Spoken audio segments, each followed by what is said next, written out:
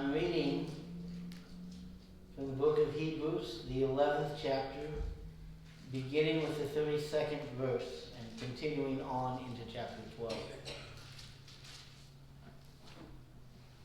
And what more shall I say? I do not have time to tell about Gideon, Barak, Samson, Jephthah, David, Samuel, and the prophets, who through faith conquered kingdoms, administered justice, and gained what was promised, who shut the mouths of lions, quenched the fury of the flames, and escaped the edge of the sword, whose weakness was turned to strength, and who became powerful in battle and routed foreign armies. Women received back their dead, raised to life again. Others were tortured and refused to be released so that they might gain a better resurrection. Some faced jeers and flogging, while still others were chained and put in prison. They were stoned, they were sawed in two, they were put to death by the sword. They went about in sheepskins and goatskins, destitute, persecuted and mistreated. The world was not worthy of them.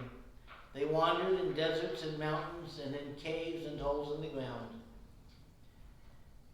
They were all commended for their faith, yet none of them received what had been promised.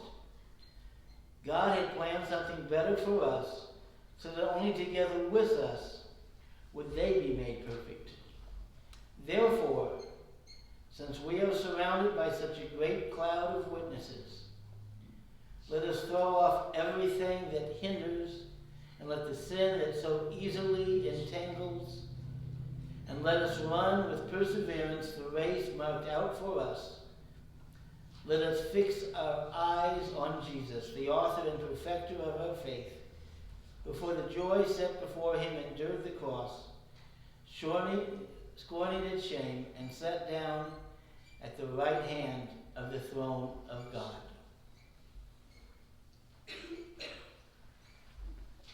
Now, I've always thought this was one of the most appropriate Memorial Day sermon scriptures.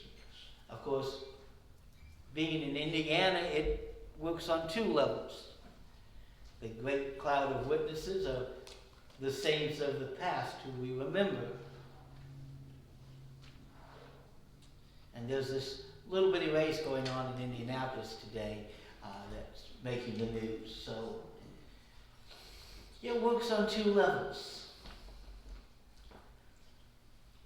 We celebrate Memorial Day as a nation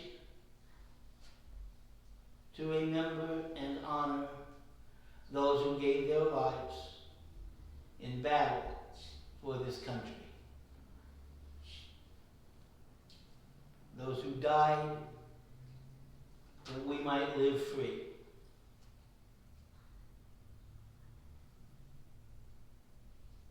And there will be ceremonies at cemeteries throughout the land tomorrow.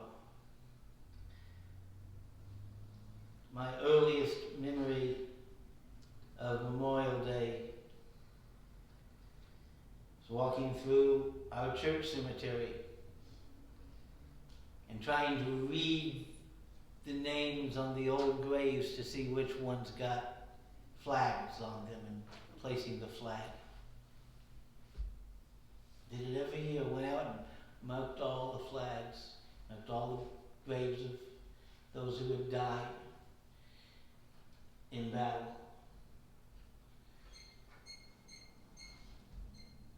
That's what we do as a nation.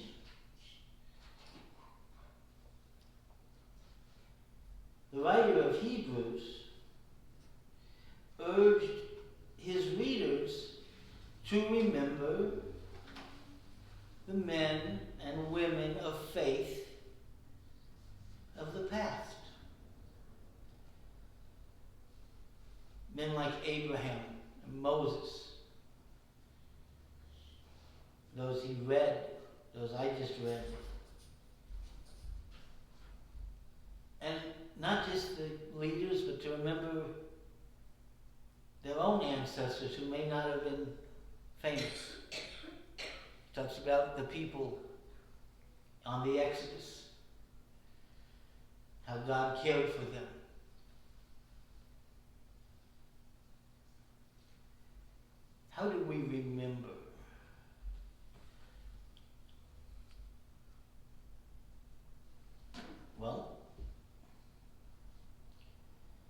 we remember with our dead with grave markers.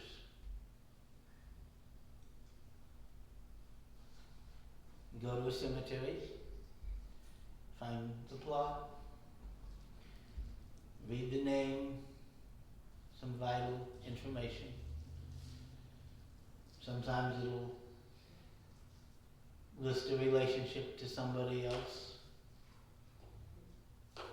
Sometimes it'll have words that remind people of them or that they want them to know.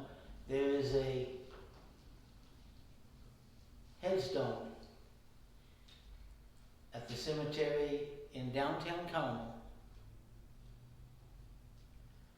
I don't know whose name is on it because his name is on the other side. But for years, as you approach the cemetery on 136th Street, headed towards the main street, north-south street, huge letters it says, "Is your soul saved?" That's what he wanted on his tombstone. You see his grave, he's going to ask you a question: is your soul saved?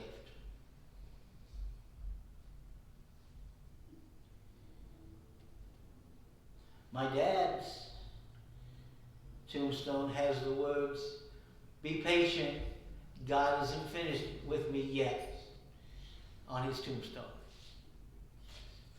I love the humor that he chose, and his belief that God has plans for him in heaven. He wants to do something for God, not just in this life, but in the next.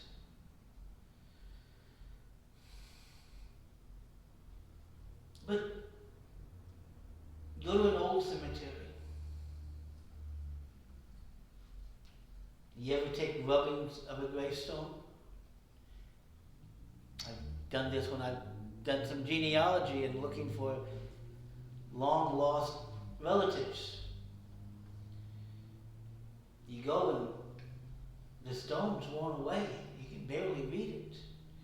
And you take a sheet of paper and you put it over the stone, and you take a crayon and you rub the crayon on the stone, and hopefully you can make out what it said. Sometimes you can't. Sometimes you just have to trust the record. And sometimes you show up, and not only is there a stone that's not readable, there's no stone. The stones are falling, the stones have been misplaced, the stones have disappeared.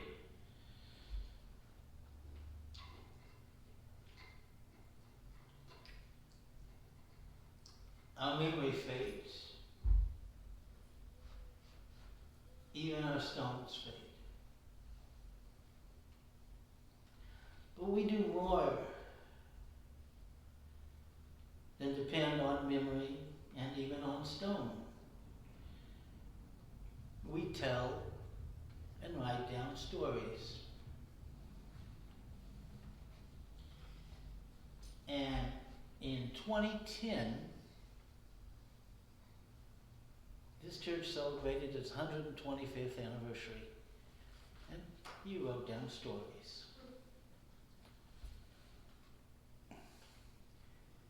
And if we were writing about the history of this church and the great cloud of witnesses for this church, we would include names like Fleming Mace, Nevada and James Stevenson, the Kellys, the McDonalds, the Steelsmiths, the McCoys, the Roberts.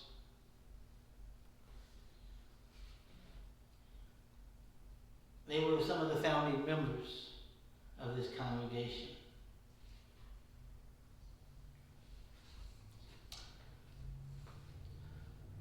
We would write down names like Frank Patrick, H.W. Cromwell, Carrie Beaver, Oris Paget, Milton Kessler, just some of the pastors this church has had in the past who have gone on, who are our cloud of witnesses.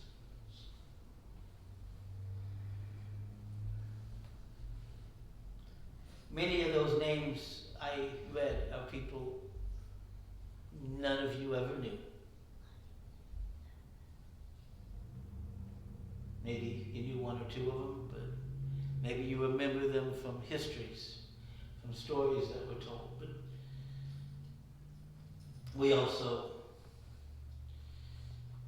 have a great cloud of witnesses, of parents and grandparents, of husbands, of brothers, of friends, of pastors, of Sunday school teachers, of musicians, who were the saints of this church, who we remember, who we honor, and who are in a large part the reason we are here today.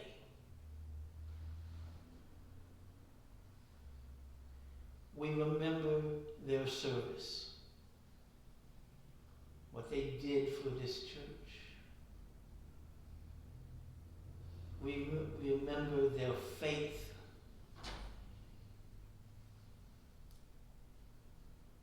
We remember our Sunday school teachers who taught us, and our parents and grandparents who brought us here.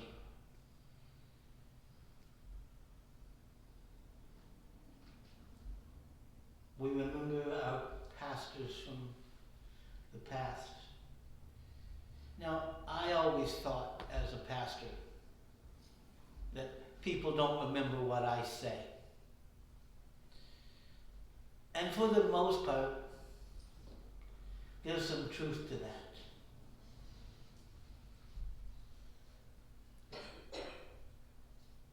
They remember me. I talked to people at churches I pastored in the past. They don't generally remember specific sermons, but they remember a feeling, an emotion, a sense. But occasionally,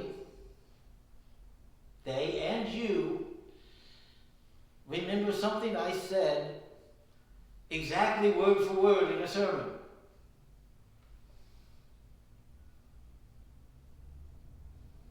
Now, I've heard words from my sermon quoted back to me, not necessarily giving me credit for it, but quoted back to me in conversation with members of my congregation.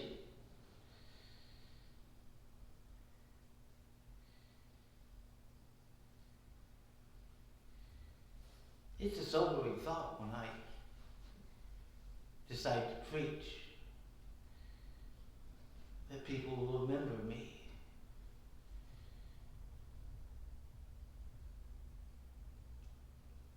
We are surrounded by a great cloud of witnesses.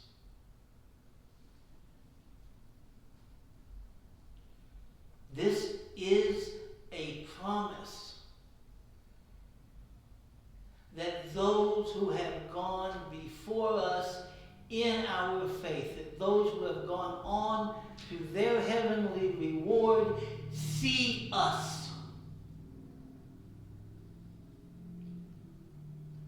I take comfort knowing that even though I can no longer see my parents, they see me.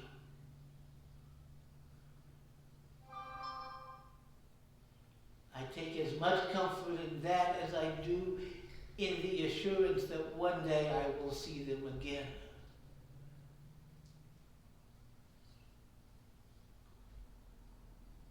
The saints of this church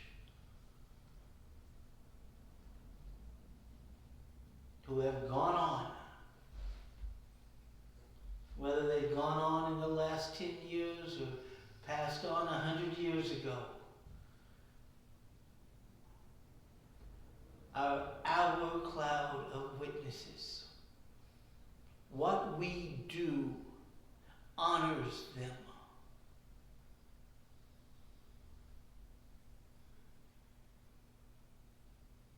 As surely as what we do for our fallen soldiers honors them.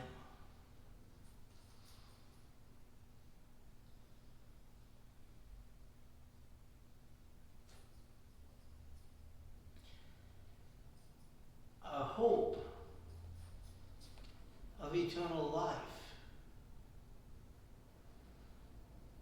is not just a hope that we will be reunited with our loved ones in heaven.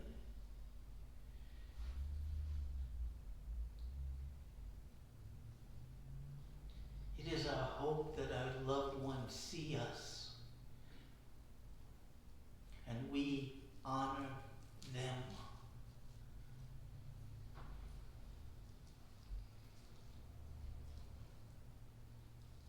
You all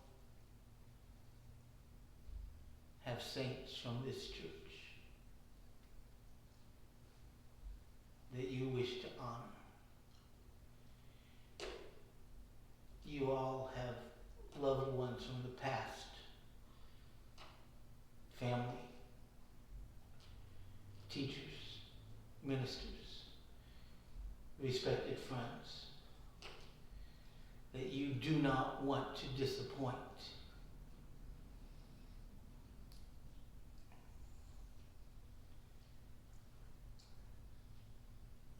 The bond of Christian love extends past this life.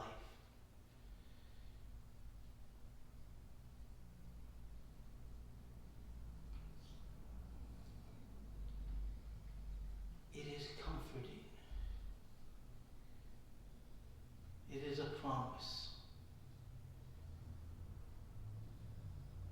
We are not alone.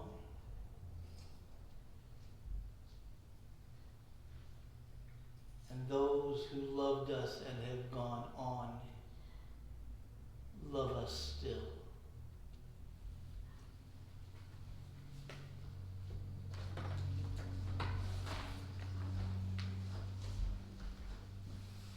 Our closing hymn is number 638, I Need Thee Every Hour.